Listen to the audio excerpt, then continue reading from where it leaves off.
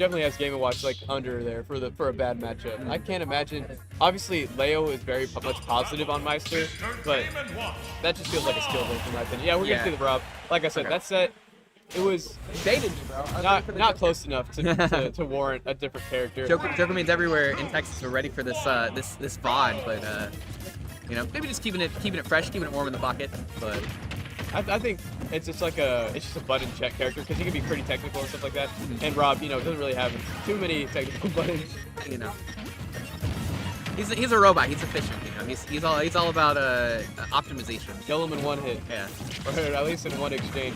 Like that one right there. Had he connected with that narrative, it could have just been the end for Doofus, which is insanity that you have to constantly avoid that. That just like it's like an entire planet of a hitbox. Or you die. Yeah, it's you either shield and you can maybe punish it if you're like Game Watch or somebody who has a crazy out of shield option, or you just or you just die. Or you just SD. A loss of the jump. Yeah, you're right. That's unfortunate SD from Doofus there. He definitely thought he had a jump, which is why he did that. But that was so preventable. Those are the tough ones too, especially because now Atomic has free reign to kind of like play his game, which is not what you want to do. I mean, there's a reason both these characters are arguably top 5 in the entire game. Because once they have that lead, it's unlosable for them. Yeah, if they play it. The character itself will prevent the pilot of the character from losing that lead. Yeah. It's that good. Yeah. You have to really try to throw those. We're going to see if Atomic does it. I know Doofus does have a few things up his sleeve. Obviously, if he can get that bucket usage out, he can do it. But oh my goodness, you're going to lose that stock right away. Atomic up to a 2-stock lead, potentially a 3-stock game off game 1. That's setting a message. Oh yeah, that's definitely a big tone setter. If you know, it's you come in with an emphatic, a big win, and then you're just like, you do have to take 3 off of me, like, you know, and you're already down 1, and 1 wasn't close, you know. Which, I mean, beating Circle, that's pretty good. Circle, obviously another top 8 seed for this tournament. Now down to lose as well with New Days, with Wandon, with Nico's down there too. Skinny losers as well. Yeah, I mean, you're right. This tournament is looking insane. It is crazy how it went from like college regional CSAT regional to like C tier PG stats. No, yeah, I mean, dude, this Lumi rank or whatever the freaking ranking is now. Normally, I think it's like a D- regional. Yeah. C tier. Off of this, just because it's the only thing available. Shout out Texas, man. We're on the come up. I always love Battle for Bryan, man. I like to try and make it to every single one. I'm glad that I was able to come to this one especially though, because this is probably some of the best. This is my first time in CStat, and I gotta say, man, the sets have not disappointed. It's been hot set after hot set. Even then, I love all the people from CStat. The CStat people are some of my favorites. The Texas college scenes are pretty dope. I cannot lie. I must not tell a lie. Yeah, must not tell a lie. Must not tell a lie. I really enjoyed my time in. Oh, that's gonna be it. The bear. Meaty. With the Zomba skin as well. I really enjoyed my time up at San Marcos as well. I love the San Marcos boys. You know, they're obviously 30 minutes away from Austin, so they're at a lot of the events. You know, they'll peek their heads through, and it's dope. Yeah, it's a good time. And look at that, Atomic gonna be able to take game 1 over Doofus there with the double back air edge guard, unavoidable. Nothing you can do about it. Option select, quote unquote. And we're gonna run it back. Now, one thing I think Doofus is kind of lacking here is just finding those proper advantages.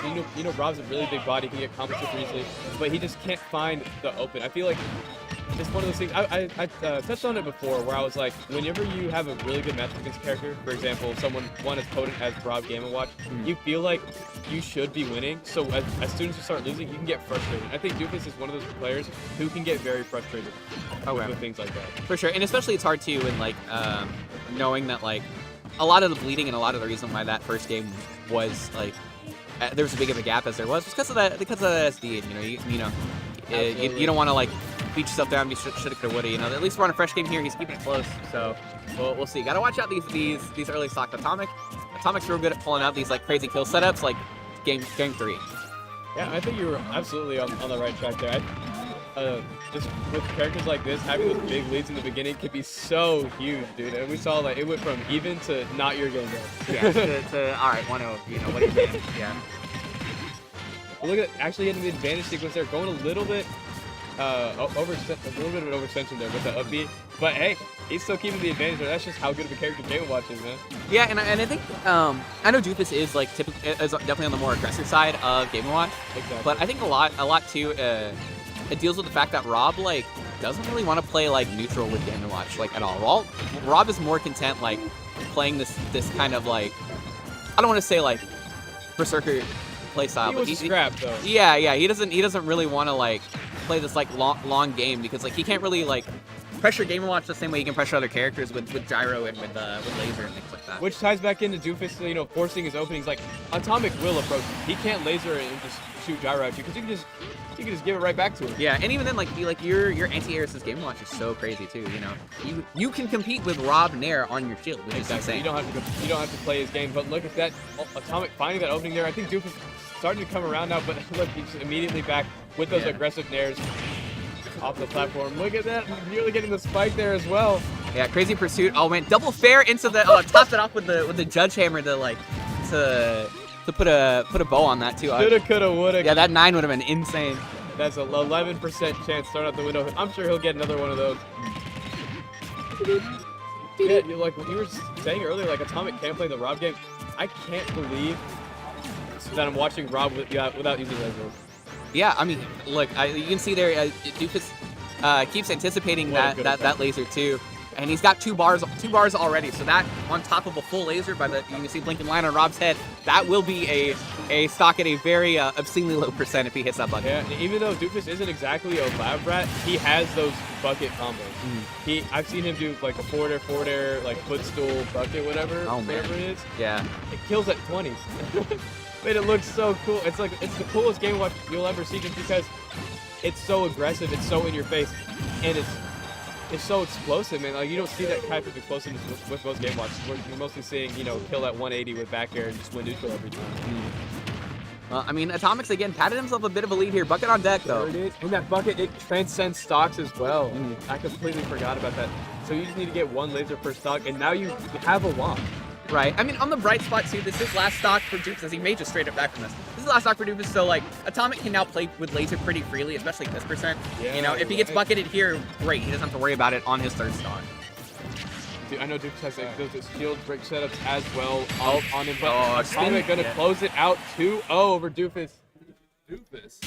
And not close it out, sorry, but he's gonna be able to get go that up 2-0, go up 2-0, yeah. yeah. That rotor arm clutching it out for him. So we'll see. It may just be a run back for Ol. Yeah, I mean, I don't think it's too bad to only lose to Atomic this year. It's pretty solid. It's a pretty solid resume. I'd say exactly. So. I mean, that's Doofus. He is top 15 right, in Texas. This is another. He did. Yeah, the Texas PR came out. I think he is top. I think he's in the bottom half, but he's definitely top 15. This is another Texas PR match for top 8 at this tournament. That's how top heavy this tournament. It's not the #1 in America without a reason. Look at this juggling sequence, going for the jabs as well. The jab usage from Doofus as well, I do really enjoy. I know that Game & Watch has some true combos out of jab as well, but just like seeing jab mix-ups on any character, like jab, you shielded, I grabbed, a jab. Yeah, just the option play that comes after that is crazy. I really like that, like, that pressure, that platform pressure is crazy too. The landing up air into the full hop nair, so you're getting, your shield's just getting eaten away by both moves. It's crazy. Yeah, and had he had a bucket there, that's shield gone. I mean, you really can't do anything about it. I think it just completely locks. Oh yeah, just GG. That's one of the things that Atomic also has constantly looking out for. Oh my goodness, got the extension off the gyro. Alley-oop to himself, man. Good catch there good reaction to the gyro hit to close that stock out. And that early bear is going to mean a lot of trouble, I think, for Doofus, because he hasn't really been shown that he's been able to get these like early stocks, like your typical, you know, down smash, up smash, or whatever. Oh my goodness. Doofus had a crazy way off stage, but now he's right back off of it. He's going to even be able to get off here without taking his life.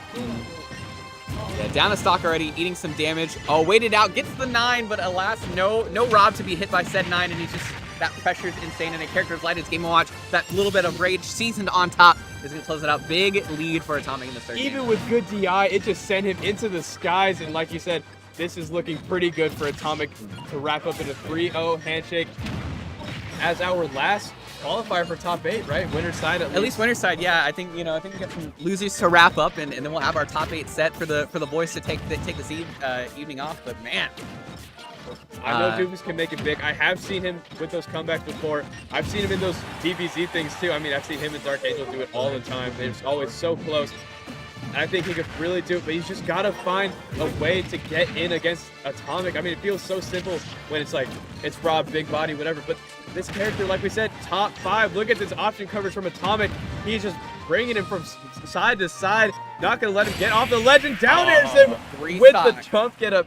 What a statement to make your way into winners top 8 with. We now have all 4 of our winners top 8 lined up. We have Atomic, we have Skeleton, we have Mutace, not Yamanek. Yeah, Mutace, and then who? The fourth was finished it off with. I blanked. We commentated this set too. I'm blanking on it.